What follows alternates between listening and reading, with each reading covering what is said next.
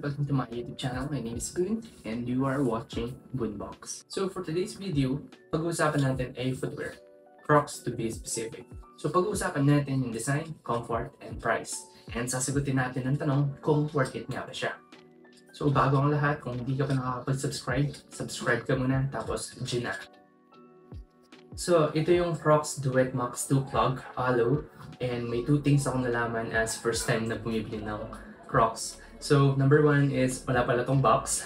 And then number two is walang half size si Crocs. Naghanap ako ng 8.5 para sa paa ko kaso wala. So, nag-9 na lang ako. Well, it comes with the eco bag naman. And then kasama na rin pala tong hanger. Tapos nga pala yung mga naka-attach na tags niya. And then unahin na natin yung design niya. So, okay naman siya for me. Mukha siyang bulky for me noong una ko siyang nakita. And honestly, not my type na gusto agad nung una ko nakita. Hindi siya love at first sight feels. Pero siya na lang yung nag-stand out for me since wala talaga ibang maganda na hindi super mahal. And gusto ko din kasi yung green and orange na combination niya. So, binit ko na. And by the way, medyo maduming sole nito. Sorry, yan yung best na linis ko since nagamit na ng almost a week. Para mabigyan ng initial review, appearance niya sa top, ganito yung view niya. So, yung kanyang design, pwede siyang lagyan ng gibbets or gibbets or kung ano man tawag doon para ma-customize. Then sa loob, makikita natin yung nakasulat na iconic comfort. Tsaka yung mga small bumps na hindi ko alam kung anong tawag dyan. So, I think that's pretty much it on top and on the inside. Hindi siya nalalayo sa classic Crocs design pero for me, sumastig siya dahil dun sa soles. So sa ilalim, makikita niyo yung design. Yan, nilinis ko na yan kaso madumi pa din. Pero is kita niyo yung pattern ng sole. Makikita niyo din sa sole yung size which is 9 for men and then 11 for women. Then yung website nila na www.crocs.com. So ayun na lahat sa ilalim. Then sa side naman niya, ganito siya. Yung holes para sa ventilation. And then kapansin-pansin lang is yung sa may heel strap.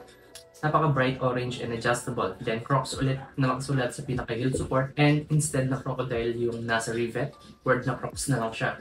Then may pros and cons yung heel strap for me. First is design. Okay naman siya and also very useful yung pagiging adjustable niya. Kaso kapag nabasa kasi, hindi siya madaling matuyo. And mas prone siya kapit yung amoy. Like kunwari, mabaho yung tubig sa baha and hindi madaling alisin yung strap kung gusto mong gawahan yung strap lang. Also, I know through time na magkaka-dark yan or magiging dark yan dahil sa alikabok and dumi kahit palaging labhan. So, since dahil ang velcro siya, ngayon nga parang medyo nangingitim-ngitim na siya kahit nilaban ko na. Pero overall, maganda naman yung color combination niya na green and orange and then yung pagiging adjustable ng kanyang strap. So number 2 naman is comfort.